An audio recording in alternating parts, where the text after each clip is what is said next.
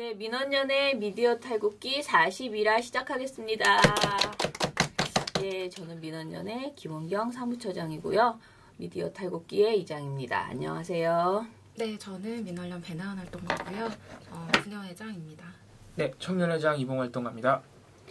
어제 연극을 봤거든요. 저희 회원들하고 같이 한 15분 같이 왔어요. 그래서 윤지선 활동가라고 저희 민원연의 방송 모니터 활동가였던 친구가 지금 나가서 손잡고 라는 그 손배소, 네, 노동자 손배소, 네, 노동자 손배소 지원하고 단체. 여러 가지 그 아무튼 노동 관련된 도움을 주는 그런 단체의 활동가로 있는데 거기에서 두 번째 연극을 만들었어요. 그래서 그 연극을 같이 보고 관객과의 대화를 했는데 MBC 이야기를 했어요. 그래서 MBC 정영아 전 위원장과 그다음에 조능희 전 위원장, 저 이렇게 셋이 이제 관객과의 대화에 나왔는데 그래서 저는 뭐 간만에 MBC 이야기를 좀 많이 했고요. 끝나고 나서 뒤풀이 가서도 조금 더 좀 내밀한 이야기들 앞으로 어떻게 할까 뭐 이런 이야기들을 좀 해서 저는 오늘 그 사실 털 게 없거든요. 주말이라고 자꾸 그러네. 아무튼 휴일에 쉬느라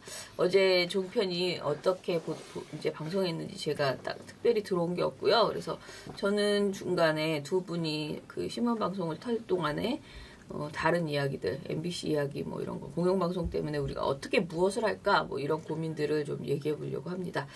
자, 누구부터 할까요? 신문부터 네, 먼저 털까? 할게요. 네네. 저는 지난 2일날 했던 김성조 공정거래위원장 후보자에 대한 국회 정무위원회 인사청문회 관련 보도를 좀 비교를 해보려고 하는데요. 의외로 6개 매체 중에 절대 청문보고서가 채택이 되어서는 안 된다라는 식으로 그러니까 좀 끝까지 우려를 표한 곳은 단 한 곳밖에 없었습니다. 네, 어디였을까요? 조선일보겠죠? 아닙니다. 오! 아닙니다, 여러분. 조선일보는 어떤 뉘앙스로 얘기를 했냐면 야당 의원들이 제기한 의혹은 동의한다. 왜 걱정하는지 이해하는데 이렇게 도덕성만 가지고서 물고 늘어지면은 좋지 않다. 우리 정치가 바뀌어야 한다라는 또 대승적 차원에서의 제안을. 정상인 코스프레 하네? 정상인 코스프레라기보다는 더 나쁜 황당한 후보가 나왔을 때 이후 이거 가지고서 면죄부를 주려고 하는 거겠죠. 다 똑같다. 도덕성 가지고는 그렇게 하면 안 된다는 말을 하려고 하는 것 같고 의외로 이제 끝까지 정론으로 공정거래위원장이 이런 의혹을 받았는데 어떻게 그 직무를 수행하겠느냐라고 의구심을 표한 건 중앙일보였습니다. 네, 조금 자세히 얘기를 해볼게요. 경향신문, 한겨레, 한국일보 같은 경우는 공통적으로 얘기하는 게 한 가지였어요. 의혹이 있는 건 알겠는데 청문회로 대부분 해소가 됐고 남아있는 것들도 업무 수행에 지장을 주는 결격 사유가 아니다. 그리고 그는 적임자다. 해당 업무에. 네. 라는 것이 모두 공통된 그 입장이었어요. 특히 한겨레 같은 경우는 3일하고 5일에 연달아서 관련 사설을 내놓았는데요. 그 내용은 전부 다 모두 청문보고서가 채택되어야 한다는 주장이었습니다. 제목도 6월 3일 날 사설은 과도한 의혹 제기로 끝난 김상조 청문회 이거였고요. 6월 5일 날은 공직 후보자 인사검증 국민 눈높이가 잣대다 이건데요. 이 눈높이라는 게 뭐냐면 자유한국당이 국민 눈높이와는 무관하게 말도 안 되는 트집을 잡는다는 그런 지적이에요. 또 한겨레 같은 경우는 6월 3일 날 위장 전입 처벌 근거 주민등록법은 실효성 있나 아예 이런 특집 기사를 내놨는데요. 이 내용이 뭐냐면 위장 전입으로 이렇게 우리가 왜 문제가 자꾸 불거지는가 위장 전입 처벌 근거가 되는 주민등록법 같은 것들이 실제적으로 우리 사회에 필요한 것인가라는 의문을 다룬 것들이었고요. 네.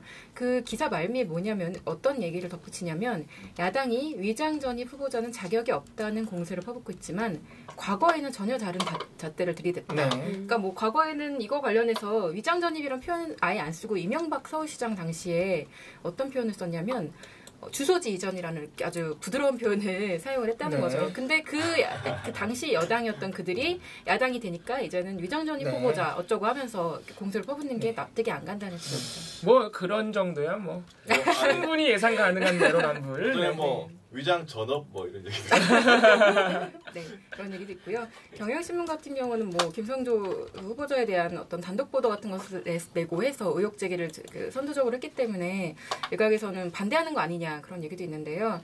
어쨌든 그 의혹 제기와는 무관하게 청문회 이후에 나온 입장은 결정적 하자 없는 김성조 후보 재별 개혁할 적임자다. 라는 사설을 내놓고 아주 적극적으로 옹호를 했습니다. 한국일보도 과장된 의혹만으로 김상조 후보를 밀칠 수 없다. 이런 사설을 내놨고요. 그 보도들 보면은 특히 오히려 한국일보가 그런 의혹 제기들에 대해서 네. 굉장히 오버하지 마라 이런 기사가 나왔어가지고 그렇죠. 좀 강경한 편이었어요. 그렇죠. 직무를 수행하기 어려울 정도의 도덕적 흠이 발견된 것 아니다. 뭐 이런 식이었고요. 이게 뭐 사설에서만 그런 게 아니라 그 관련 청문회 관련 보도에서도 맞아요. 아주 그렇게 좀 드러났는데요. 특히 그 청문회 관련 그 어떤 도덕성 공방만 그 뽑아서 보도했던 그 제목들을 보면요. 한겨레는 김상조 큰따옴표 20년 시민운동하며 칼날에선 긴장감으로 살아. 이런 제목이었고요. 한국일보는 모든 의혹 반박. 이게 아예 그렇게 한국일보의 루트예요. 칼날 위에 선 심정으로 시민운동했다. 그리고 경향신문은 음마파트 이사 아내 암 치료 목적. 다운계약서 작성 송구. 이거 다 끈따옴표로 했는데요. 어쨌든 좀 해소가 되는 그런 내용들에 대해서 사죄한 내용들을 부각을 해서 지적을 하고 있는 것이죠. 근데 중앙일보는 어떤 식으로 보도를 하냐면 그 사설 제목이 이거예요. 김상조 청문회 진통. 국민 납득엔 미흡한 해명이라고 얘기를 하는데요. 많은 아쉬움을 남겼다. 대부분을 부인했지만 충분히 납득시키지는 못해서다. 그리고 이날 공방으로 김 후보자의 도덕성은 상당한 타격을 입게 됐다. 정말 그런가요? 아니 제가 본 청문회랑 좀 다른 청문회 느낌이 드는데요. 아니 국민이라는 단어를 꼭 저럴 때 국민이라는 단어를 들어 마음대로. 네, 이게 참 그리고 애매모호하죠. 도덕성이 상당한 타격을 입게 됐다. 그 오히려 질문을 의혹을 제기했던 사람들이 도덕성에 타격을 입게 됐던 청문회였는데 그러면서 이 논리가 흠결이 제기된 채로 공정위원장이 제대로 역할을 하기는 어렵다는 게 문제다. 왜냐, 시장 질서를 지키는 최후의 파수꾼이고 어느 공직자보다 높은 도덕성이 요구되기 때문이다. 이런 상황에서 김 후보자의 미흡한 해명은 큰 아쉬움을 남기게 됐다. 이렇게 얘기를 하는데요. 여기에 이제 중앙일보는 어떤 요구사항이 있냐면 마지막 시한인 7일까지 김 후보자가 그러니까 풀리지 않은 의혹을 말끔하게 해명해주기 바란다. 그래야 공정위원장이 취임할 수 있게 될 거예요. 뭘도 어떻게 해명해? 그러니까 싫다는 거죠. 그죠? 오늘이 아마 이제 채택 여부가 결정되는 날이에요. 중앙일보의 요구대로라면 오늘까지 뭔가 김 후보자가 더 뭔가 추가 해명을 더 완벽하게 내놔야 된다고 얘기하면 납득하기 어렵죠. 그리고 이날 중앙일보 3면 기사 제목은 이거예요. 다운계약서 논문 표절 사과한 김상조 이렇게 돼 있고 여당 큰 따옴표 이렇게 깨끗하고 도덕성 갖춰. 이 기사 제목이 어떤 거 같으세요? 전 약간 빈정거린다고 느껴졌거든요. 여당이 감싸고 돈다 이런 거 아닌가요? 김상조 그 후보자의 어떤 다운계약서나 논문 표절은 스스로도 사과할 정도로 명백한 뭔가 잘못인데 이런 사람에 대해서 여당이 이렇게 깨끗하고 도덕성 갖춰라고 감싼 것 같다는 그런 뉘앙스가 있는 거죠. 그렇죠, 기사 내용에는 별 문제가 없습니다. 네. 근데 조선일보 입장이 좀 궁금하시죠? 조선일보 제목 야, 김상조 반대. 충분히 납득되지. 이게 사설 제목이에요. 네. 납득 많이 그래서 하세요. 앞에는 그러니까 앞단락에서는 어떤 얘기가 있냐면 김 후보자는 대표적인 재벌 개혁론자다. 그러나 그런 이미지와 어울리지 않게 매일같이 터져나오는 의혹으로 이 사람이 다른 부처도 아닌 공정거래위원회 수장 자격이 있느냐는 비판이 비등했다. 라고 얘기하면서 그 야당들의 청문보고서 채택 거부 예고에 대해서 그럴만하다라는 평가를 내려요. 근데 이걸 어떤 식으로 이용하냐면 그러니까 민주당에 대한 비판 공세를 위한 어떤 소재를 이용하는 거예요. 그러니까 김상조 후보자에 대한 청문보고서 채택 여부는 사실 조선일보에게 크게 중요하지 않아요. 더 중요한 건 이걸 빌미로 민주당을 공격하는 거. 그러니까 어떤 표현을 쓰냐면 민주당은 야당 시절 김 후보와 비슷한 의혹이 제기됐던 사람들을 여럿 낙마시킨 전력이 있다. 그렇게 깔려 그러는 자신들만은 도덕적이라는 착각에 빠져 있다. 이런 얘기를 하면서 갑자기 뒤에 우리 정치권은 상대의 도덕적 흠을 찾아내 상처를 주고 낙마시키는 것을 무슨 정치적 승리나 정리품으로 여기고 있다.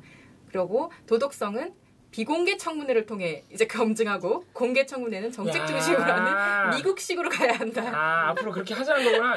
굉장히 조선일보는 역시 앞을 내다보고 굉장히 이렇게 역시 한수를 앞을 내다보고 이제 정권 교체가 될 거라 기대를 하고. 세상에. 동아일보는 관련 사설을 아예 안 내놨어요. 근데 기사 예를 들면 사진 기사 제목을 곤욕스러운 김 후보자 이런 식으로 뽑고 뭔가 관련 기사 제목도 대통령이 재벌 만나는 건 부적절, 공정위장은 만날 수 있어 이렇게 뽑아요. 근데 이 제목만 보면 큰 따옴표거든요. 이 제목만 보면 약간 뭔가 공정위원장 김 후보자가 대통령은 안 되지만 나는 돼라고 막 그렇게 말하는 뉘앙스가 있잖아요. 뭐 그런 것들을 부각했고요. 대신 사설 대신 내놓은 게 김순덕 논설위원의 칼럼이었습니다. 제목이 닭 한 마리보다 황당한 대통령 비서실 이건데요. 뭐 그냥 다 이번 정권 욕하는 얘기긴 한데 닭 한 마리. 닭 한 마리. 네, 왜? 크게 중요하진 않아요. 크게 중요하진 않은 내용들이에요. 그냥 외교설한 내용인데 이 뒤에 나오는 내용이 좀 눈에 띄어요. 김상조 공정거래위원장 후보, 강경화 외교부 장관 후보를 구하기 위해 2005년 7월 이전 위장 전입 무죄로 인사 기준을 정한다면 도리가 없다며 도리가 없다라고 그냥 어쩔 수 없는 일이다라고 얘기하면서 민주당은 지금까지 부도덕하다고 매도했던 이명박 박근혜 정부 인사들에게 정신적 사면과 함께 심심한 사죄를 전해야 할 것이다. 앞으로 혼자 깨끗한 척은 말아줬으면 한다. 화가 많이 나셨네. 조선일보가 말한 거랑 거의 비슷한 맥락이긴 하죠. 근데 뭐 통과시켜도 된다라고까지는 말하지 않는 것이죠. 네, 요 정도의 차이점이 있었습니다. 아니 닭 한 마리 뭐예요? 닭 한 마리 지금 제가 다시 한번 요 칼럼을 보고 확인해드릴게요. 닭 한 마리 진짜 왜 나왔는지 궁금하다. 대박이다 진짜. 그렇게 괜히 얘기하니까 닭 한 마리 먹고 싶다. 그 백숙 있잖아요. 누구 얘기하는 건 아니겠죠? 이게 그거예요. 아니 그건 아니고요. 아니고.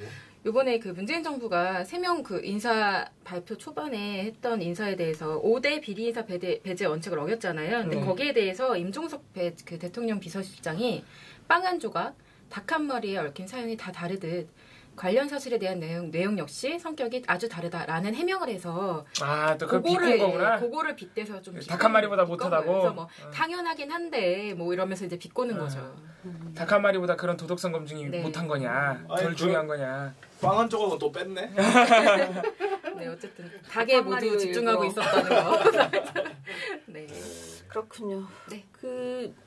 근데 저는 조선일보 보도에 대해서, 조선일보 사설에 대해서 지금 이제 엄중 선생님 저희 민원연의 웹진 네, 정책위원이시고요. 이 시민과 언론에 이제 CCBB를 쓰시는데 이 엄중 선생님 글에도 마지막에 이 얘기가 있더라고요. 그러면서 이제 조선일보가 웬일로 이렇게 색다르다 뭐 이러면서 조선일보 그 낙마 자체의 목표를 두고 거기에 승패를 거는 정치는 이제 끝내야 한다. 그리고 도덕성은 비공개 청문회로 가고 공개 청문회, 네. 정책 청문을 이제 미국식으로 공개 청문으로 가자라고 이제 이렇게 주장을 했는데, 전 사실 이걸 읽으면서 어떤 생각을 했냐면 굉장히 옳은 얘기잖아요. 그런데, 얘네는 한마디로 말해서 정책으로 승부해도 김상조 그 공정거래위원장을 떨어뜨릴 수 있다라고 자신하는 어떤 자신들의 그 재벌 개혁에 대한 재벌을 개혁하는 것 자체를 국민들이 엄청나게 반대할 것이다. 저는 이 생각이 분명히 있다고 생각해요. 왜 이 싸움에서 굳이 이런 별로 트집 잡기도 어려운 도덕성 가지고 싸우느라고 이 판이 망가졌다고 저는 조선일보가 그렇게 판단한다고 생각해요. 그러니까 그냥 재벌 개혁이라는 거 너의 그 생각이 문제야라고 갔으면 오히려 본인들 생각에는 더 훨씬 싸울 수 있는 내용들이 많았는데 재벌이 우리를 먹여 살리는데 이렇게 그러니까 왜냐면 국민들이 사실 우리나라 국민들은 재벌이 없으면 큰일 나는 줄 알고 되게 그런 부분에 있어서 두려움이 있으니까 안보랑 거의 비슷하게 그 재벌이 없으면 우리 일자리 내 자식 뭐 그런 고민이 정말 많거든요. 그래서 사실 그 많은 사람들이 우리가 지난번에 뭐 얘기할 때 부동산 사실 안 가지고 있는 사람들도 무슨 부동산 관련 세금 올린다 그러면은 자기는 집두절도 없는데도 굉장히 걱정하고 자기도 살 수 있다는 가정하에 그렇잖아요. 그래서 저는 조선일보가 한 수 더 앞을 내다보는, 그러니까 나중에 자기들이 집권을 하고 나서 그때 이렇게 하려고 알리바이를 만드는 게 아니고 정말 이 사안에 있어서 그런 믿음이 있었다. 정책으로 싸우는 게 오히려 승부할 수 있었다. 국민을 설득할 수 있었다라고. 굉장히 위험한 사람이다. 김상조는 재벌을 개혁하려고 한다. 이 메시지를 그냥 정확하게 주는 게 더 이길 수 있었다고 저는 그렇게 판단해서 이런 말을 한다고 보고요. 그런 이야기를 좀 하고 싶었는데 너무 청문회가 막 그야말로 허접한 이야기로 흘러가니까 저는 좀 조선일보 입장에서는 좀 크게 보지 왜 이렇게 하고 있을까라는 아쉬움이 자유한국당에게 들었을 것 같아요. 보면서. 근데 만약에 우리 조선일보가 방금 처장님 말씀하신 대로 정말 그렇게 판단을 했다면 청문회를 열심히 안 봤을 가능성이 있습니다. 정책검증이 안 나온 건 아니거든요. 잠깐 나왔을 때 그 이후로 이제 자유한국당 의원들이 정책대에서 더 이상 묻질 않았는데 거의 뭐 논문 한 편이 나오는 거예요, 그냥 입에서. 강의를 들었죠. 거기서 막 자유한국당 의원들이 그래서 그만하라고. 그만하셔도 된다고. 그 정도 거였기 때문에 뭐 반박은커녕. 네. 그러니까 그거는 준비를 너무 못하는 거고 자유한국당 애들이. 그러니까 그런 거죠. 애들이라고 하면 안 돼. 의원님들께서. 그분들께서. 네. 근데 그거랑 어쨌든 그런 속내도 있을 것 같기도 하고 또 이 사설에서만 보면은 되는 것 자체를 막을 수는 없겠다라는 어떤 판단 때문에 이걸로 그냥 마지막에 한번 민주당이 나면 때려보자라는 그런 생각을 했다는 느낌. 확실한 거는 이걸로 민주당을 공격하겠다는 의지는 느껴지고요. 동아랑 조선이 동일하게 가지고 있는 태도죠. 네. 옛날에 많이 당했다 이거지 우리가. 그죠. 그러면서 빈장되면서 내로남불 요거를 이제 또. 그리고 제가 볼 때는 조선일보가 그래도 머리가 있기 때문에. 이런 이유로 이런 검증을 근거로 반대를 하면 굉장히 쪽팔린 것이라는 걸 알지 않았을까? 뭐 조선일보가 그런 어떤 상식적인 판단을 근거로 글을 쓰지 않기 때문에. 아니 근데 만들어낼 더 이상 논리가 없었을 것 같기도 해. 야, 이 정도 가지고 진짜 반대하면 너무한 거 아니야? 이런 상식 그게 이제 상식이니까 어쨌든 뭐 안 그럴 수도 있지만 네 너무 또 과대평가했나요 제가? 네, 불쾌하네요. 미안합니다. 자, 그러면 이제 방송은 방송 보도 터는 게 아니고 저거 한다 그랬죠? 심의, 방심위. 네, 오랜만에. 제가 아마 미디어 탈북기에서 방심위 얘기는 처음 할 텐데요. 그랬어요? 네, 우리 저기 뉴스바에서는 많이 했습니다만은 방송통신심의위원회에 대해서 말씀을 좀 드려보겠습니다. 이 얘기를 제가 왜 해야 되냐면은 지난 5월 26일인 것으로 기억하는데 방송통신심의위원회가 TV조선의 보도 하나에 대해서 의견 제시라고 이 의견 제시가 가장 가벼운 제재입니다. 그러니까 제재도 아니에요. 이 방심위가 내리는 제재가 두 가지로 나뉩니다. 법정 제재와 행정 지도. 그래서 행정 지도는 경징계고 이제 법정 제재는 실제로 뭐라 할까요? 어떤 공식적인 불이익이 있는 그러니까 쉽게 말해서 벌점 같은 게 부여되는 말 그대로 법정 제재고요. 행정 지도는 야 너네 이렇게 했으면 좋겠어라고 하는 조언 정도에 불과합니다. 네. 그래서 아무런 불이익이 없어요. 그 중에서도 이제 행정지도가 두 가지인데, 권고와 의견 제시가 있습니다. 권고는 좀 센 조언이고, 의견 제시는 말 그대로, 야, 이런 의견이 있어! 하고 말만 해주는 거예요. 아무런 징계가 아니에요, 사실은. 그래서, TV조선의 한 보도에 대해서 가장 가벼운 징계인 의견 제시를 내렸는데, 그 보도가 어떤 보도냐면, 저희 민주언론 시민연합의 기사 한 건을 가짜뉴스라고 묘사했던 보도입니다. 네. 그래서 이 보도에 대해서 저희가 당사자이기 때문에 언론중재위원회에 정정보도 및 손해배상 청구를 해서 언론중재위원회에서 강제 조정을 했는데 그 결론이 뭐냐면 정정보도에 가까운 해명보도를 해라. 이게 뭐냐면은 해명보도는 이제 너의 방송사가 스스로의 잘못을 인정을 하고 그 잘못을 왜 하게 되는지 이제 해명을 하는 거예요, 말 그대로. 그래서 이게 사실 조정 과정에서 약간의 마찰이 있었습니다만은 저희는 이제 정정 보도를 해야지. 완전히 사실관계를 바로잡고 아니고 이제 인정하는 것뿐만 아니라 그러니까 해명하는 게 아니라 진짜 말 그대로 그거를 수정하고 바로잡아야 된다는 입장이었는데 어쩌다가 그런 보도를 하게 됐는지는 중요하지 않아. 네네네. 딱 이거였어요. 근데 이제 언론중재위원들이 합의를 굉장히 중요시하는 분들이에요. 그러니까 왜냐하면 거기서 합의가 안 되면은 일단 언중의 실적이 날아가는 거고 그게 주 업무인 기관인데 그리고 또 이런 상황 가지고 이제 그게 조정이 안 되면 소송으로 넘어가야 되거든요. 아무튼 그러니까 이제 TV조선은 이 보도는 참으로 우리가 정정하기가 어렵습니다. 해명을 해주십시오 그런 입장이었고 왜냐하면 TV조선도 잘못은 인정을 했어요. 그 언론중재위원회에서 또 중재위원들 대다수가 이건 너무 심한 거 아니냐 이런 반응을 보이시기도 했고 그래서 아무튼 그렇게 이제 강제 조정이 뭐냐면은 TV조선에게 너네 이렇게 해명 보도해 라고 명령을 내린 거나 다름없는 거예요. 그런 결정이 내려졌던 보도입니다. 그러니까 이게 무슨 의미냐면 국가기관 똑같이 언론을 관장하는 언론 보도의 어떤 정당성 여부를 관장하는 또 다른 국가기관이 언론중재위원회에서 명백히 오보라고 인정한 보도예요. 네. 그래서 심지어는 TV조선도 잘못을 인정하고 해명 보도를 낸 보도죠. 자, 이거를 저희가 언론중재위원회뿐만이 아니고 방송통신심의위원회에 심의해달라고 민원도 제기를 했습니다. 자, 이게 그만큼 명백한 오보니까 이거는 방송심의에 관한 규정, 객관성 조항, 공정성 조항, 심지어는 이거는 우리를 가짜뉴스라고 했기 때문에 명예훼손 금지 조항 다 위반한 겁니다. 다 위반한 건데 놀랍게도 방심위가 구조 공정성만 적용을 했고요. 일단은 공정성만 적용을 해서 가장 가벼운 징계인 행정지도인 의견 제시를 내려서 끝났습니다. 그냥. 굉장히 놀라운 결과죠. 언론중재위원회가 오보임을 인지를 하고 인정을 하고 정정하라고 명령한 보도인데 방심위는 의견 제시를 내렸다. 네. 이게 방심위의 의결이 더 웃긴 게요.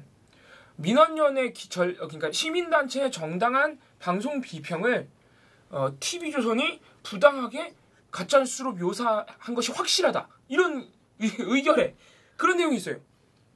그러므로 방송법에 의겨 의견 제시를 의결한다. 무슨 말 하시는 이게 거예요? 너무 웃기지 않아요? 그러니까 시민단체의 정당한 비평을 가짜뉴스로 묘사했기 때문에 의견 제시를 의결한대요. 너무 웃기지 않아요? 우리를 지금 뭘로 보는 거야? 그러니까 명예훼손을 한 게 확실한데 가벼운 징계를 내린다 이거예요. 그러니까 방심위의 잣대대로라면은 시민단체의 정당한 비평을 명예훼손을 해도 거기에 응당한 징계는 가장 가벼운 것뿐이다. 이렇게 되는 거예요. 상당히 웃긴 건데. 그래서 상당히 그래서 저희가 이제 또 이제 방심위를 규탄하는 그런 논평을 냈습니다. 그래서 이게 왜 중요하냐면요. 이제 이 심의 의결이 5월에 이루어졌죠. 방송 자체는 2월 9일 보도였고요. 지금 TV조선이 지난 3월 24일 날 재승인 심사를 받았는데 많은 분들이 알고 계시다시피 상당히 충격적인 결과가 나왔습니다. 왜냐면은 650점, 이제 합격 점수가 650점인데, 그러니까 쉽게 말해서 재승인 불가 점수인 625점에 그쳤어요. TV조선이. 원칙대로 하면은 재승인이 안 됐어야 되는, 영업 정지가 떨어졌어야 되는 결과인데, 방송통신위원회가, 그러니까 방심위의 이제 상위 기관이죠. 방송통신위원회가 놀랍게도 조건부 재승인을 해줬어요. 심지어는 1년도 아니고, 보통 조건부 재승인하면 1년인데 3년 재승인을 해줬습니다. 그러면서 되게 센, 우리가 진짜 전례 없는 조건을 걸었어, 이렇게 자랑도 하셨어요. 이제 강한 조건 중에 가장 핵심적인 키가 뭐냐면, 방심위로부터 1년 안으로 4건 이상의 법정 제재를 받으면 시정명령이 떨어지고, 근데 1년 안으로 그걸 또 시정을 안 하면 영업정지, 이런 조건이에요. 자, 그러면은 TV조선이 지금 불합격 점수를 받고도 재승인을 받았는데 그 핵심적인 조건의 키를 누가 쥐고 있느냐? 방심위가 쥐고 있는 거예요. 법정 제재 4건 이상이면은 날아가는 거니까. 자, 그리고 방송통신위원회가 그 조건의 기간을 어떻게 걸었냐면 2017년 4월부터 12월 안에 법정 제재 4건 이상이에요. 자, 그러니까 지금 우리 보도 의결한 게 5월 26일이죠. 5월 26일 날 지금 우리를 명예훼손을 한 가짜뉴스라고 지목한 그런 심각한 보도를 방심위가 지금 의견 제시를 했단 말이에요. 이건 명백히 법정 제재가 떨어져야 되는 건데. 그럼 뭐예요? 방심위가 의도적으로 봐주기 심의를 하고 있다고밖에 볼 수가 없는 거죠. 사실 이거는 저희가 꾸준히 제기했던 의혹인데 방심위가 계속 그랬어요. 너무 심한 사안들을 다 그냥 행정지도로 의결하는 거예요. 그리고 회의록을 보면 웃기지도 않아요. 정말. 회의록을 보면은 이 심각한 이게 방송의 객관성 또는 명예훼손 이런 거를 심의하는 국가기관이 흥정을 해요. 흥정을. 주로 이제 민주당, 그러니까 구야권에서 추천한 위원들이 야, 이건 너무 심한 거 아니냐, 경고, 관계자 징계 들어가야 된다. 그러면은 이제 구여권 세력 새누리당에서 추천한 사람들이 이거 문제 없다 막 이렇게 맞서요. 막 2대2 정도로 맞서면은 막 부위원장, 방심위 부위원장 또는 위원장이 나와서 그러면 한 중간 정도인 권고로 하시죠. 이렇게 하니까 막 우리 옳고 그름을 따지는 그러니까 옳고 그름의 문제가 아니라 흥정을 하는 거예요. 흥정을. 그러니까 막 이제 민주당 추천한 구야권 추천의 위원들은 막 퇴장하고. 그럼 퇴장하면 또 지들끼리 결정해 버려. 네. 왜냐면은 여소야대가 아니죠. 여대 야소거든요. 방심위 구성이 3대 2예요. 그래서 아무튼 그런 식으로 계속 심의가 이루어지고 있어서 저희가 계속 지적을 했습니다. 그러면 안 된다. 명백하게 규정에 따라서 판단해야지 왜 그거를 막 뭐 시장 통해서 가격 흥정하듯이 막 그냥 거의 뭐 그냥 공정성 조항만 그냥 갖다 붙여가지고 막 그러니까 지금 이 보도도 사실 명예훼손 금지가 반드시 적용돼야 되는 조항인데 적용을 안 하잖아요. 저희를 가짜뉴스라고 지목했는데. 자, 그런 상황이 반복되고 있습니다. 그래서 지금 2017년 4월부터 방심위의 제재가 TV조선 재승인 조건으로 적용이 되는데 그럼 4월달에 과연 어떻게 했느냐. TV조선에 대해서 4월달에 의결된 게 고작 8건밖에 안 돼요. 총 심의 의결한 게 4월 한 달 내내. 민원연이 낸 것만 해도 민원연이 낸 것만 해도 한 50건 정도 되고요. 네. 그 중에서 이제 4월달에 의결이 난 게 한 20건인데 이게 더 웃긴 게 민원연이 낸 것만 20건인데 그 중에 13개가 기각이에요. 기각. 기각이 뭐냐면은 아예 심의 안건 테이블에 올리지도 않는 거죠. 네. 그 나름 민원론에서 넣을 때 심각한 것 중에 그거 골라서 엄청 이건 정말 너무 심해 이러면서 내는 거 아닙니까? 그래서 저희가 낸 기각 사례 중에 이제 그 어떤 게 있냐면은 3월 TV조선 저희가 TV조선에 대해서 넣은 것만 20건이라는 거예요. 저희가 얼마나 열일하고 있는지 아시겠죠? 4월 한 달. 4월 한 달 동안 20건이 의결이 났는데 그 중에 기각된 사례 중에 어떤 게 있냐면은 이거 저희가 아마 미디어 탈곡기 또는 아마 저기 뉴스바에서 얘기를 했을 겁니다. TV조선의 보도 중에 이게 대선 보도인데 이런 게 있어요. 친노는 백바지, 친문은 백바지, 비문은 난닝구. 그러면서 친문 백바지들은 막말이 문제다. 친문들이 하도 막말을 해서 입이 학문이다 이런 말이 있다. 이런 식의 그것을 이걸 기각했어요. 와 진짜 정말 방송의 자유를 보장하는군요. 말해서 이게 이 기각한 이유가 더 웃겨요. 기각을 해도 의결 내용을 써주거든요. 의결 내용이 아니라 심의 내용을. 심의 내용이 뭐냐면 더 웃긴 게 친문은 백바지, 비문은 낭닝구 이걸 제가 심의를 넣었는데 방송에서 이런 비속어 쓰면 안 된다.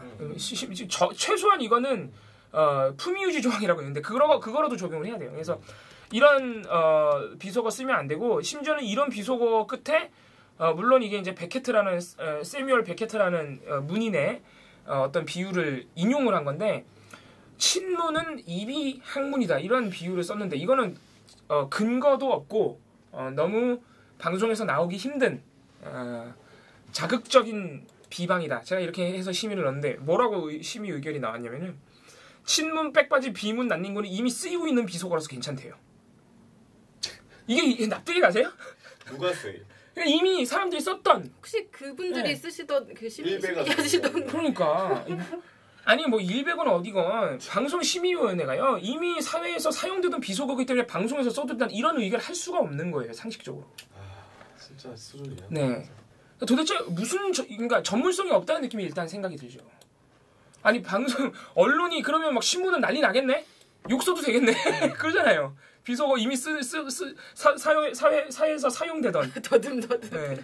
너무 웃기잖아요 의견이. 지금 이런 식으로 심의를 하고 있단 말이에요 방심위가. 그러니까 제가 볼 때는 4월부터 12월까지 올해 4월부터 12월까지 법정 제재 단 한 건도 안 줄 가능성이 높습니다. 지금 이런 식으로 하면은. 그래서 저희가 지금 방심위가 2기 방심위가 종료가 됐죠?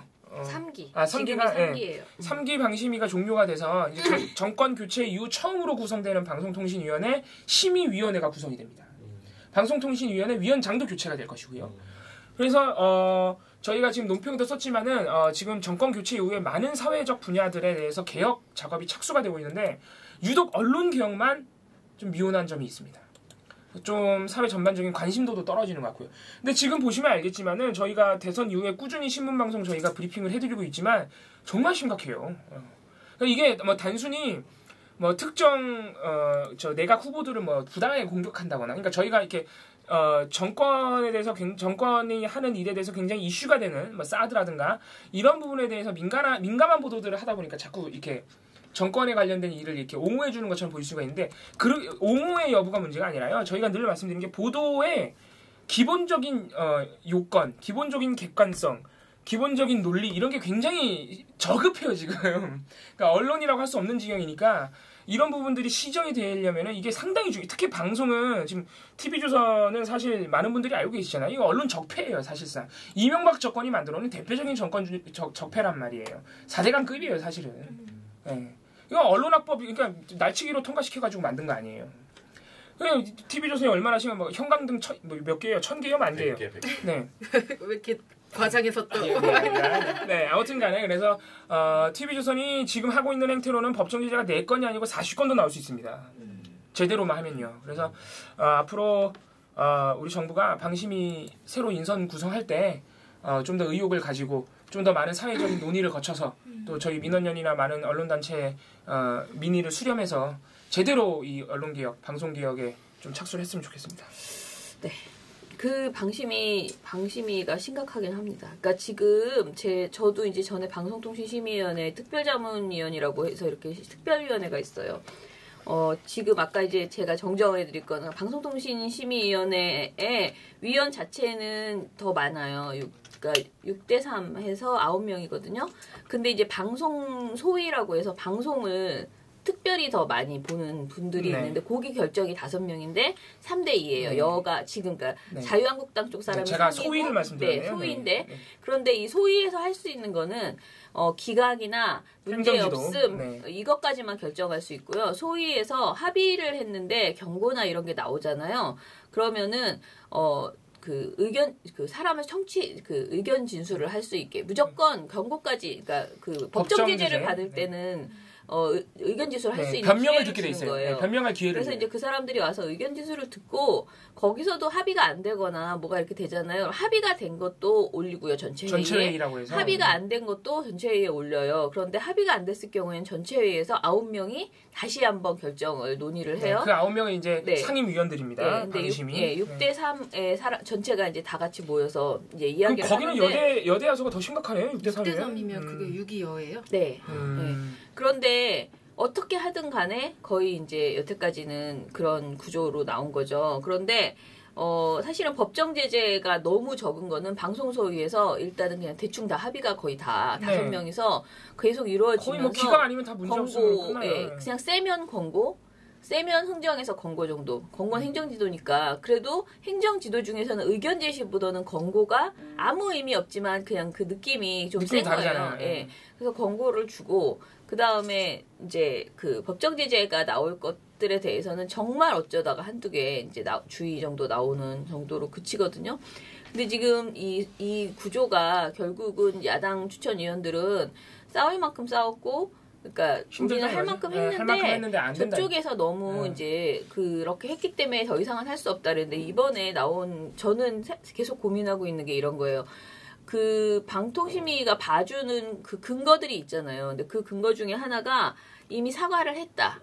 그리고 이 사람들이 어떤 그 방송 중에 이렇게 조정하려고 하는 노력을 보였다. 예를 들어서 어떤 사람 막 막말을 하는데 진행자가 그래도 좀 너무 하시네. 진정시켰다 이거예요. 진정시켰다. 뭐 자막이 나왔다. 이러면 그걸 다 봐주기로 하거든요. 이 사람이 어떤 막말을 해도 그걸 너무 봐주는 거예요. 그리고 자막 처리하면요. 예를 들어 방송사가 자막을 쳐요. 뭐 지금 출연자의 발언은 뭐 TV조선에 의도하는 관계없습니다. 이런 자막 떠도 그것도 봐주는 이유로 의견 내용이 들어가요. 봐주는 이유가 너무 많고요. 지금 우리 이 방송의 경우에는 해명 보도를 했기 때문에 봐준 거예요. 그러니까 해명 보도를 했으니까 명백한 오보지만은 봐준다. 그게 말이 되냐? 오히려 언중이가 해명 보도 하라고 명령했으면 방심이 더 세게 때려야 되는 거예요. 그 정도로 심각하니까. 그렇죠. 그런데 이제 그거를 의견 제시만 준 거는 저는 이거를 진짜 재심의를 어떻게 해서든 신청을 해야 되는 것 아닌가라는 고민이 진짜 이렇게 딱 떨어지게 오보막말 편파인 경우는 또 사실 별로 없거든요.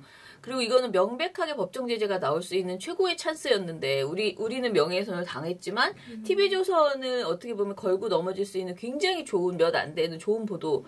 그러니까 법정 제재를 반드시 받을 수 있는 그런 보도였는데 이게 이제 의견 제시밖에 안 나왔다는 것이 이제 일단은 정말 어이가 없고 근데 지금 다시 지금 그래서 아예 심의를 제가 저번에도 말씀드린 아예 심의를 안 넣겠다. 4기 될 때까지는 구성되기 전까지는 이자들이 하는 데에서는 심의를 넣는 게 의미가 없다. 왜냐하면 다 그러니까 약간 일사부재의 원칙에 의해서 한번 결정이 나오면 번복할 수가 없는데 이자들이 계속 솜방망이로 그냥 봐주기를 하고 있으니까 그런 상황이었고 빨리 이제 새 방통심의위원들이 구성이 되면 이제 그때부터 제대로 될 것 같지만 사실 가장 걱정하는 거는 사무처예요. 그러니까 이 사무처가요. 저는 사무처 직원들하고도 좀 잘 많이 있을 때 알았거든요.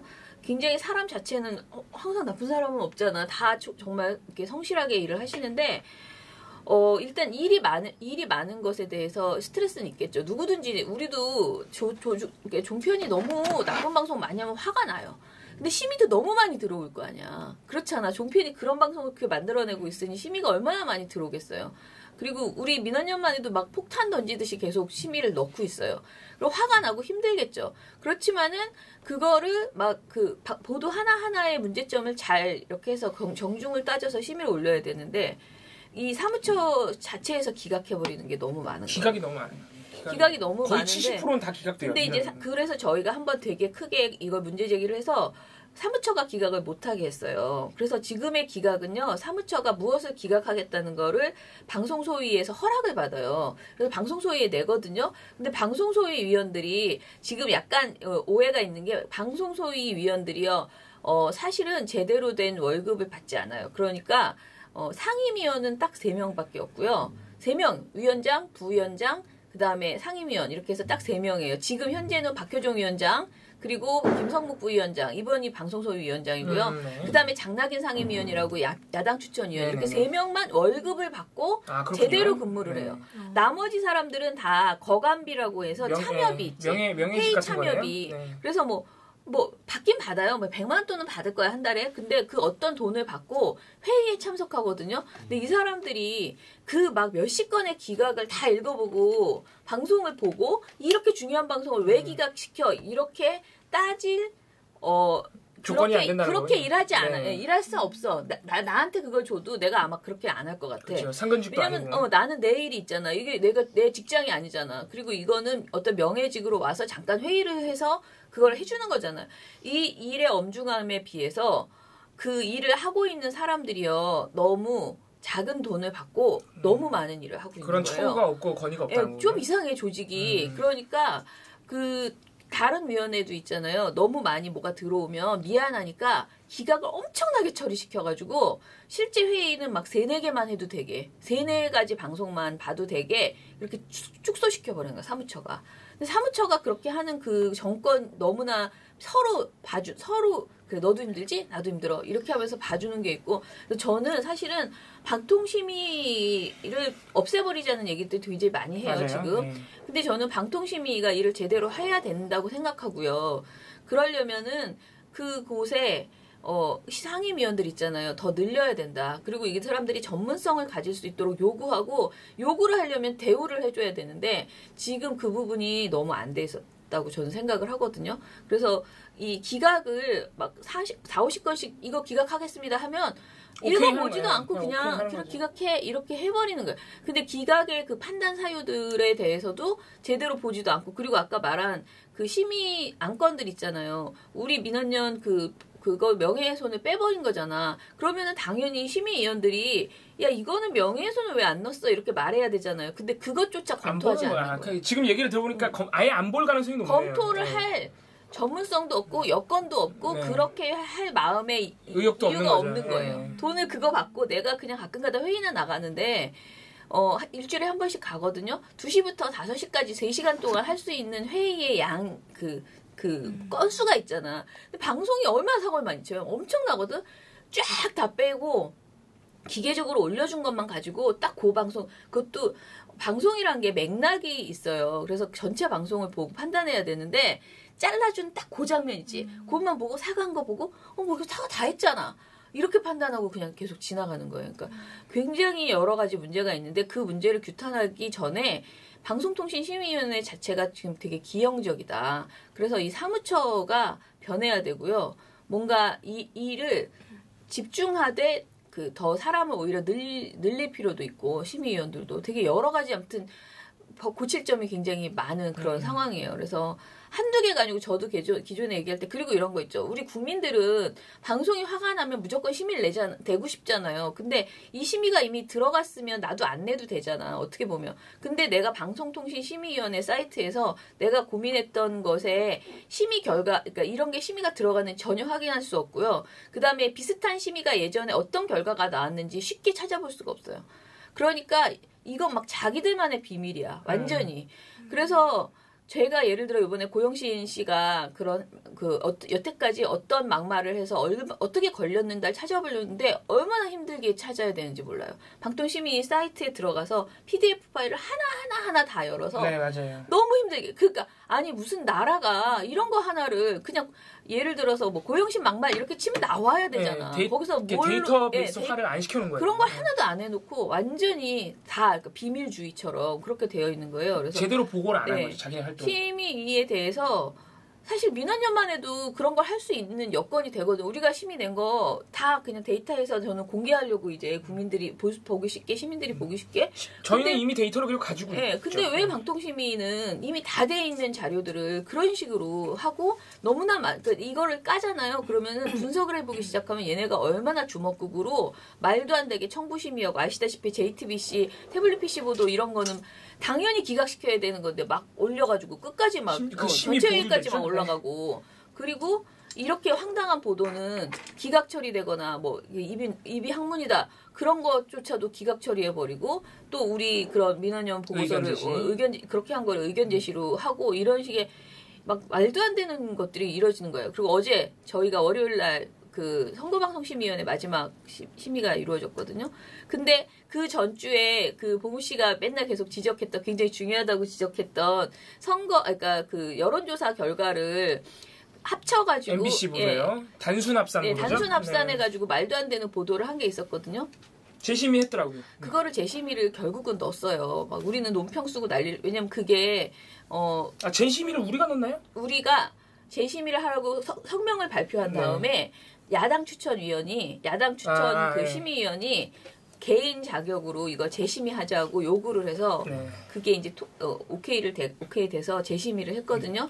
근데 결국은 권고예요, 권고도. 권고가. 행정지대. 근데 그것도 사실은 명백하게 왜냐면은 그 수준이 아니고요. 그냥 자막 하나 안 넣어줘도 방송, 특히 여론조사 보도에 있어서는 여론조사 써야 되는 거 있잖아요. 그런 것만 안 써도 막 주의가 나오는 그런 정도로 굉장히 엄중하게 보는데 이거는 결과를 완전 거의 조작한 거잖아요. 그리고 다른 결과를 다른 데다 갖다 붙인 굉장히 말도 안 되는 정말 이상한 보도예요. 이상한 보도인데 그 보도를 가지고 권고밖에 안 나온 거예요. 그러니까 지금 방송통신심의위원회나 선거방송심의위원회가 우리가 생각하기에 그렇게 중요한 거라고 생각한다면 정말 국민들이 이 문제를 정말 절실하게 여기면 그 일을 하는 사람들한테 저는 제대로 된 대접을 해주고 그 대신에 그만큼의 요구를 하고 그래야 된다. 근데 그냥 회의에 나가서 잠깐 한두 시간 얘기하고 회의비 얼마를 받는 사람들에게는 그걸 요구하기가 너무 힘들다는.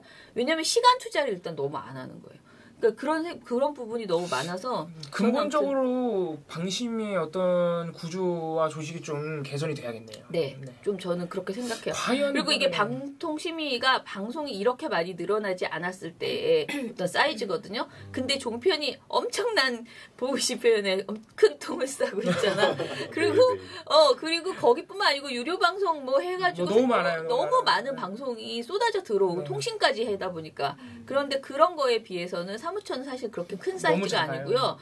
그것보다 더 중요한 건 정말 결정권자들이 다 상임이 아니잖아요. 그러니까 이 사람들이 너무 대충하고 어떻게 보면은 그럴수록 사무처에 노란하는 거예요. 사무처가 주는 정보 이상의 것을 자기가 찾지 않는 거죠. 그러니까 굉장히 휘둘릴 가능성이 높아서 굉장히 여러 가지 총체적인 문제가 이쪽에서 발생하고 있는 그런 상황입니다. 아무튼 저는 이렇게 생각하고요. 저는 저희 민원연 방통심의위에 대해서 향후 정권이 교체됐을 때 그 예전에 말할 때 방통심의위의 공정성 조항을 빼자. 왜냐하면 이 공정성이라는 게 굉장히 각자 어떤 정권이든 자기가 생각하는 공정성이라는 그 잣대를 가지고 그 방송을 재단하고 있는데 공정성이 아니어도 충분히 할 수 있는 조항들 객관성 을 위반했다거나 또는 명예훼손했다거나 뭐 얼마든지 할 수 있기 때문에 그거를 이제 빼자라고 저희가 요구했었고요. 그리고 오히려 모욕이나 혐오 발언 이런 것들을 좀 더 강하게 줘야 그러니까 지적해야 된다. 여성 혐오 막 이런 말도 안 되는 것들 많이 나오잖아요. 아직도 그런 것들을 지적했으면 좋겠다. 여러 가지 의견이 있었는데 방통심의가 새로 구성돼서 심의 조항도 좀 바꾸고 좀 진짜 실효성 있는 내용으로 다시 좀 세팅돼서 진짜 우리 방송이 사실 우리나라 방송이 생각보다 굉장히 좋은 편이라고 다들 그러거든요. 외국에 비해서 굉장히 좋은 질을 가지고 있었고 방송 심의도 잘 하고 있었는데 종편이 들어온 다음에 모든 게 너무 많은 게 완전히 방송 생태계가 다 무너진 거예요. 네. 그래서 이 부분을 아무튼 손 봐야 된다라는 생각. 최소한 우리 이 채널 A의 도직구쇼 같은 건 없어져야 되는 그런 거는 정말 중징계를 때려줘야 되는 이런 심의가 이루어져야 된다. 그래서 우리 이제 새 정부가 좀 이 부분에 대해서 많이 관심을 가지고 좀 적극적으로 해줘야 돼요. 그러니까요. 저도 그런 고민을 하고 있습니다. 왜냐하면은 방심위 구조 개편이나 그리고 아직 인선도 되지 않은 지금 위원장이나 부위원장 이런 자리 있잖아요. 이 정부 할 수 있는 영역이잖아요. 네. 왜냐하면 문재인 대통령이 또 언론 개혁에 대해서 질문 들어가니까 거기는 민간 영역이라 그래가지고 이렇게 함부로 손댈 수 없다 이런 입장을 보이셨기 때문에 근데 정부가 할 수 있는 부분이 굉장히 커요. 아까 처 의원님 말씀하신 이 방심위의 근본적인 어떤 조직 개편은 정부가 하는 거잖아요. 그래서 좀 적극적인 어떤 개입이 필요하지 않나 여러 가지 고민해서 총체적으로 좀 새롭게 그러니까 방송을 장악하려고 하는 것처럼 보이지 않게 아니라, 그냥 새롭게 정말 필요한 그 흐름 지금 방송이 또 변해서 굉장히 많이 변하고 있고 그런 부분을 담아서 좀 개편해줬으면 좋겠다. 그러니까 쉽게 말하면 지금 공정거래위원회 김상조 교수 같은 분 보내는 것처럼 네네 맞아요. 그 급의 어떤 인사 조치와 필요하다는 거예요. 좀 그렇게 제대로 관리할 수 있는 전문성 있는 사람이 필요하다는 거죠. 그랬으면 좋겠네요, 그죠? 그 뭐가 좋은 결과가 나왔으면 좋겠습니다. 네, 기대하겠습니다. 네. 저는 선거방송심의위원회가 제가 그 결과를 분석하려고 지금 토요일이죠. 월요일 저녁에 퇴근하기 전에 앉아서 다 뽑았거든요. 근데 이제 지금까지 공개된 게 8차까지 회의록이 공개됐어요. 한 회의록당 거의 30-40장 정도 그 A4 30-40장의 회의 결과가 이제 뜨는데 제가 그게 이제 아마 11차까지 회의가 지금 있는데 아직 8차까지만 회의록이 떴어요. 근데 소설책 읽듯이 제가 쫙 누워가지고 읽으면서 지금 계속 포스트잇을 붙이고 있거든요. 그래서 이거를 다 봐서 도대체 얼마나 황당한 심의가 이루어졌는지 이번 대선 선거방송 심의위원회가 그리고 왜 우리가 냈던 것들이 이렇게 많이 기각되고 여기서 어떤 것들이 논의되었고 기각된 것은 무엇인지 한번 정리해서 물론 선거는 이겼지만 선거 방송이 대선 선거가 얼마나 선거보도가 얼마나 엉망이었는지를 그리고 심의가 어떤 문제가 있는지 그리고 제가 정말 화나는 건 제가 또 이 얘기 안 할 수가 없는 게 그 5건 있잖아요. 5건이 되면은 TV조선이 날아갈 수 있다 그랬잖아요. 근데 거기에 선거방송심의위원회 심의 결과는 안 들어가게 되어 있어요. 그런데 이거를 저희가 논평도 썼고요. 발표를 했어요. 왜 선거방송심의위원회는 법적인 기구고 방송 시기에 방송심의위원회에서 하는 게 아니고 다 자동으로 이관돼요. 선거와 관련된 내용은 무조건 선거방송심의위원회로 넘어가요. 그러면 선거방송심의위원회에서 나온 주의가 그러니까 법정 제재가 당연히 그 5건의 카운팅에 들어가야 되잖아요. 저는 당연히 그럴 거라고 그죠? 생각했는데요. 근데 이게 안 돼 있는 거예요. 그래서 난 당했다. 나는 방통위에게 당했다. 어떻게 이런 사기를 할 수가 있냐 이렇게 생각하고 막 이제 항의를 했거든요. 그랬더니 방송통신위원회에서 그거를 로펌에다가 유권 해석을 해달라고 신청을 했다는 거예요. 로펌 몇 군데 유명한 로펌에다가 근데 로펌에서 결과가 왔는데 전부 다 이거는 어떤 사람을 한마디로 이렇게 더 나쁘게 그 사람에게 불이익을 주는 거잖아요. 그런 경우에는 법 조항에 정확하게 조항에 들어있는 것만 가지고 해야지 넓게 해석하면 안 된다. 그러니 방송통신위원회에서 의결했을 때 TV조선에 줬던 그 조항에 있잖아요. 거기에 뭐라고 써있냐면 방송심의규정 몇 조를 위반한 사항이 2017년 4월부터 12월까지 5건 이상이면 안 된다라고 써있어요. 그러니까 이거는 선거방송심의위원회에서 받은 건 다 빼야 된다. 네. 이렇게 왜냐하면 선거방송에 관한 심의 규정이라고 안 했으니까. 네. 명시가 선거방송에 대한 심의 규정은 거기 안 써 있었다. 조건부 재승인에 그게 명시가 안 돼 있으니까 안 된다는 거예요. 그래서 나쁜 놈들. 그래서 나 이거 당한 거지. 내가 이 바보가. 그러니까 정말 스스로 내가 사후정이다. 네. 내가 왜 그걸 읽었을 때 나는 그게 자동으로 당연히 들어가는 거예요. 왜냐면은 선거 때는 자동으로 선거방송심의위원회로 들어가는 건데. 그래서 너무 화가 나서요. 제가 방송통신심의위원회에게 방송통신위원회에게 그러면 어떻게 하겠다는 거냐. 어떻게 할 거냐 그랬더니 그렇게 돌직구로 그런 질문을 제가 막 너무 화가 나니까 이거는 진짜 사기 아니냐. 대국민 사기. 사기죠. 예. 어떻게 하겠다는 거냐 했더니 그렇게 돌직구를 던지면 어떻게 해요. 돌직구로 말 없애야 돼. 그래서 제가 이건 정말 그러니까 방송통신위원회 재구성되잖아요. 지금 이제 여당 추천 그러니까 문재인 정부가 임명할 거 아니에요. 그러면은 이거 정말 이 법 바꿔야 돼. 이 법이 아니고 이 의결을 재의결하라. TV조선에 대한 이 조건은 재의결해야 된다.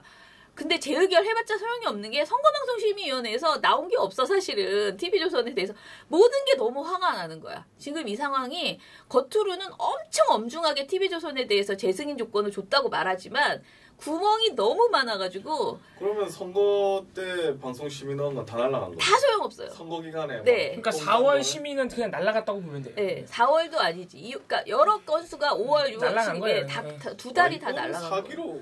대국민 사기를 친 거예요. 우린 당한 거예요, 그냥. 당했는데, 그러니까 너무 분해서 재의결해라. TV조선 재의결해라. 저는 이거 다시 뭐라 그러죠?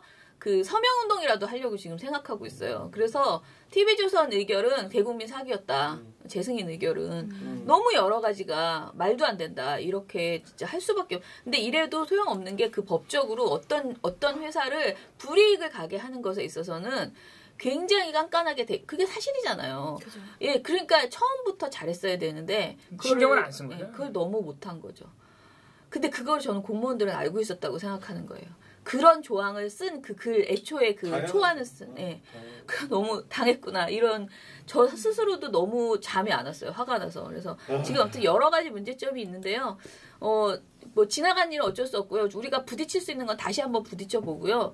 그리고 지금부터라도 정말 어떤 의결이 나오거나 이럴 때 사후에 규탄하는 거는 한계가 있고 결정되기 전에 최대한 여론화 시키고 바라보는 눈이 있다. 진짜 니네는 역사에 남을 것이다. 니네들이 하는 의결이 그거를 계속 줄 수밖에 없다라는 생각이 지금 많이 들고 있습니다. 그래서 저도 굉장히 많이 반성했고요. 저는 TV조선 그 재승인을 막기 위해서 굉장히 노력했다고 생각했지만은 그 조항이 나왔을 때, 그 발표가 나왔을 때 그날 바로 그걸 인지를 못한 거예요. 저조차도. 당연하지 그것은 이렇게 생각하죠. 네, 그렇게 생각한 건데 이런 결과가 나와서 정말 속상하고요. 그래서 이 부분을 이제 저희도 어떻게 대응할지는 모르겠지만 방법이 없는 건 세상에 없다. 그래서 다시 한번 이 애초에 그 의결이 나왔던 취지 그걸 살려라. 그래서 재의결해라. 문구 고쳐라. 이렇게 가는 수밖에 없다라고 생각합니다. 그래서 저희가 좀 잘 고민해봐서 여러분들에게 도움을 요청하면 서명을 해주시던 뭘 해주시던 이렇게 해서 다시 또 열심히 해보겠습니다. 자. 제가 원래 뭐 한다고 해놓고서는 MBC 이야기 한다 그랬잖아요. 제가 어제 회의가 아니고 연극을 보고 MBC 위원장들하고 이제 전 위원장들이랑 얘기를 했잖아요. 근데 제가 거기서 사실은 저는 이거를 정관용의 시사자키를 지난주에 나갔는데 시사자키 PD가 너무 맨날 MBC, TV조선만 비판하지 말고 뭔가 이렇게 세상 돌아가는 어떤 언론계 현황 같은 것도 좀 얘기해달라라고 얘기를 하셔서 제가 그러면은 이번 주에는 지난주 금요일 날 방송에서 이제 그 공영 언론 어떻게 할 것인가 이런 거 가지고 지금 내부에서 큰 움직임들이 일어나고 있다 얘기를 했어요. 근데 아시다시피 지금 KBS, MBC 안에 있는 많은 뭐 기수별 막 성명서들도 나오고 있고 특히 KBS는 굉장히 활발하게 그런 게 벌어지고 있어요.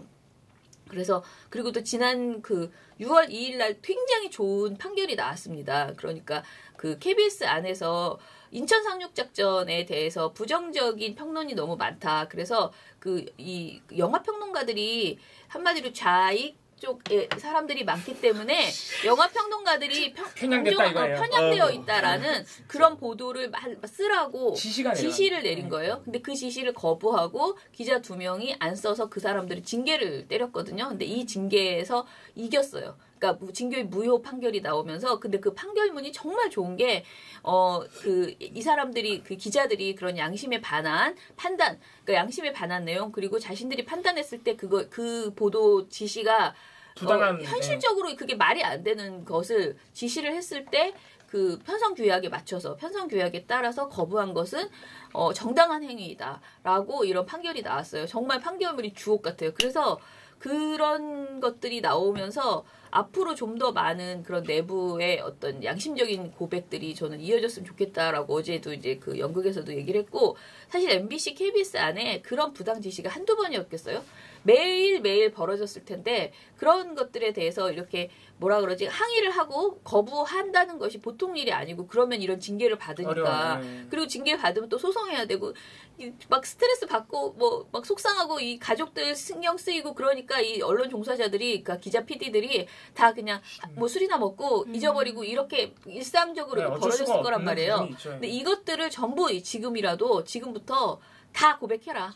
다 고백하고 나 이런 일 당했었어. 이런 일 당했었어. 다 이야기해서 그 언론 부역자들이 어떤 행위를 했는지를 까발려야 되는데 이거는 우리 밖에 있는 사람은 모르는 거예요. 당한 사람들이 직접 얘기해줘야 되는데 그 사람들이 지금까지 아까 말한 그 두 분의 기자처럼 용감하게 하지 못했던 분들이라 하더라도 지금은 이제 괜찮잖아요. 그러니까 그런 양심 고백을 해주기를 바라고 그런 것들이 쌓여야지 우리가 국민이 좀 더 돌을 더 많이 던지면서 그 MBC, KBS의 그 정상화를 요구할 수 있다. 그리고 나가라고 김장겸한테 말할 수 있다. 고영주, 김장겸, 그다음에 고영 뭐 이런 그 KBS의 고대영 사장 이런 사람들 다 나가라. 이 사장 나가라. 이렇게 말하려면 우리가 바깥에서 느닷없이 방송만 가지고 방송 내용만 가지고 말하는 것보다는 내부에 그런 폭발하는 그런 힘들이 있어줘야 된다. MBC, KBS 안에 그런 요구를 어제 했고요. 그 MBC에도. 그런데 이제 막 웃으면서 지금 요즘 MBC에 괴담이 들리는데 아침 점심으로 계속 김장겸 물러나라 라는 소리가 계속 나온다 지금 그러잖아요. 네. 근데 이제 김민식 PD가 MBC 김민식 드라마 PD인데요. 네. 정말 아주 재미있는 그 캐릭터이신데 이분이 옛날에 내조의 여왕하고 논스톱의 그 연출자예요. 근데 이분이 요즘 계속 1인 시위를 하고 계세요. 그래서 회사 로비에서 김장겸 물러나라 그러고 네. 막 이렇게 외치다가 들어가고 하는데 그거를 요즘은 이제 맨 처음에는 그거 페이스북으로 안 하고 회사에서만 했는데 회사에서만 하는 것보다 이제 페이스북으로 하면 사람들이 보겠지 이렇게 생각하고 또 하시나 봐요. 그래서 너무 그런 걸 근데 그거는 그 안에 MBC 들어가기가 하늘의 별 따기 굉장히 로비 들어가기 힘들거든요. 그러니까 이거 내부인이니까 안에서 하시는 거고 저는 바깥에서 우리도 그렇게 해줘야겠다라는 생각을 했어요. 그러니까 어떻게 해서든 막 게릴라전이든 뭐든 간에 굉장히 여러 가지 방식으로 MBC를 시끄럽게 해주자. 김장겸이 귀가 좀 따갑게 본인은 우리 소리를 별로 중요하게 듣지 않지만은 그런 이야기들을 뭐가 되든 하자. 계속 패배감에 빠져있지 말고 그런 생각이 아무튼 들었고요. 네.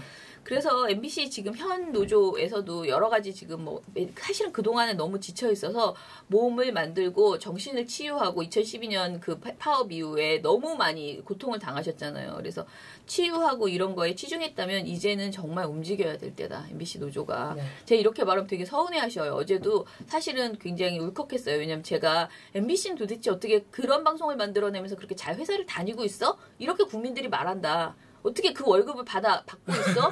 왜냐면 그렇게 보이잖아, 바깥에서는. 보이죠, 보이는.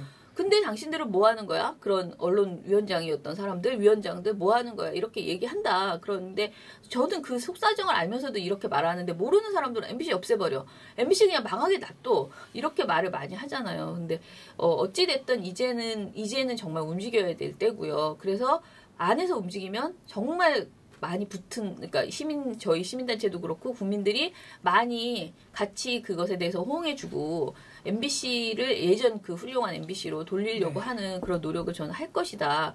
그리고 실제로 지금 우리가 말하는 손석희 사장 이런 다 MBC 출신이잖아요. MBC가 가지고 있는 저력이 있어요. 정말 괜찮은 양심적인 언론인들이 아직도 엄청 많이 남아있고 어제 제가 들은 얘기 중에서 그 말이 굉장히 인상적이었는데요. 이 사람들이 만약에 회사가 들어와서 떠났으면 예를 들어 손석희 사장처럼 또는 최승호 그 PD처럼 다른 곳으로 가려고 했으면 훨씬 더 많은 사람이 움직일 수 있었는데 그 모욕을 당하면서 붙어 있잖아요. 붙어 있는 것 자체가 굉장히 큰 투쟁이라는 저는 그런 생각이 들었어요. 네, 맞아요. 한학수 PD나 그런 PD들이 스케이트장 관리하면서 엄청 모욕을 그냥 회사 다니고 있잖아요. 김민식 PD도 지금 한직으로 드라마 못 만들고 있어요. 한직으로. 근데 이분들이요. 콜이 굉장히 많아요. 왜냐면 방송가 훨씬 많아졌기 때문에 능력 있는 분들 갈 수 있는 곳이 엄청 많은데도 여기 붙어서 일도 못하면서도 다시 MBC를 만들기 위해서 지금 버티고 있었던 거예요. 그래서 이 분들이 다시 움직일 수 있게 우리가 힘을 주고 또 바람도 넣어주고 서로 이렇게 박수를 같이 쳤으면 좋겠다.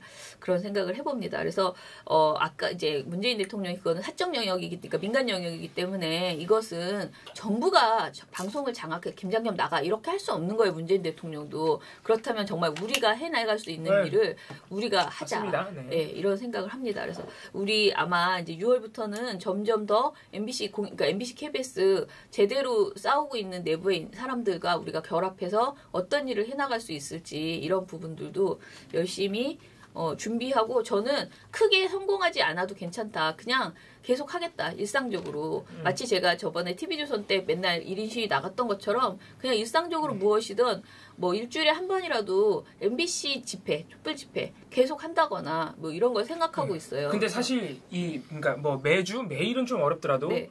매일 하면 정말 그럴 텐데. 그러니까 이거 벌써 걱정하고 있는데. 아니 제가 무슨 말씀을 드리려고 그러면은 사옥 앞에서 우리가 만약 시민 단체가 네. MBC 노조가 아니라 시민 단체가 매일 거기 신고하고 매일 촛불 집회하잖아요. 그 사측에서는 엄청나게 부담되는 일이에요, 사실. 근데 이제 그러면은요 아마 탕기국 분들이 오실 거예요. 네, 아마 난리 날 거예요. 그래서 맞불 집회를 하실 가능성이 99%입니다. 한 대 맞는 거 굉장히 좋아합니다. 근데 그렇게 되는 게 MBC를 위하는 일이에요, 사실은. 네. 그렇게 되는 게. 네. 그래야 화제가 되고 화제가 되고 사람들 지금 네. 처장님 말씀하신 것처럼 사람들이 너무 지금 대다수의 여론이 MBC는 그냥 망하게 두라는 거거든요. 네. 하긴 뭐 누가 봐. 네, 누가 봐 이런 근데 그러면 안 돼요. MBC는 정말 우리 거예요. 네, 공영 방송이기 때문에. 네, 제대로 만들어서 좋은 그 정말 공론장의 역할, 우리 알 권리를 보장해주는 최고의 그 예전에 MBC 그걸 저희가 찾을 어떤 의무도 있고 권리도 우리 거예요. 그걸 망하게 할 필요가 없어요. 왜 JTBC가 공영 방송이 돼야 되냐고. 거기는 JTBC는 정말 어떤 한 사람의 회사잖아요. 사기업이죠, 사기업. 이거는 정말 우리 방송이거든요. MBC KBS는. 그래서 제대로 가져와서 제대로 된 정권을 휘둘리지 않고 정말 국민의 눈높이에 맞는 국민이 알 내용들을 전해주는 방송사로 자리매김할 수 있도록 그렇게 네. 해보겠습니다. 열심히 싸워주십시오. 예. 왜 나만 싸워야 되는 거야? 왜 갑자기 이제 와서? 자, 저는 마지막으로 인사드릴 때 어제 저희 연극에 오셨던 아마 오늘도 보고 계실 텐데 한 분이 정말 민망할 정도로 이게 그 MBC 얘기하는 자리였는데 자꾸 미디어 탈곡기 이야기를 하시면서 예, 미탈 계속 거기 아무도 미탈을 모르시는 그 연극 그 관객과에 대하니까요. 너무 고마웠어요. 그러면서 미디어 탈곡기가 정말 들을만하고 요즘 제일 들을만한데 자꾸 미탈 하시면서 그 MBC 분들한테 미디어 탈곡기 같은 걸 만드셔라라고 얘기를 하고 방송 비평을 만들라는 거죠. 네, 그렇게 얘기를 하시고 그리고 요즘 들을만한 게 정말 이게 정말 재밌다, 좋다 그렇게 계속 얘기해 주셔서 제가 사실은 미디어 탈곡기를 그렇게 열심히 안 하고 어떻게 보면 약간 지쳐가지고 최근에 특히 아침마다 막 딴짓하고 막 모니터 막 보고서 막 검토하고 막 그랬는데 저렇게 즐겁게 들어주시는 분이 있고 또 우리 이정일 PD 막 맨날 순위 올리느라고 막 급급하고 굉장히 노력하시고 그래서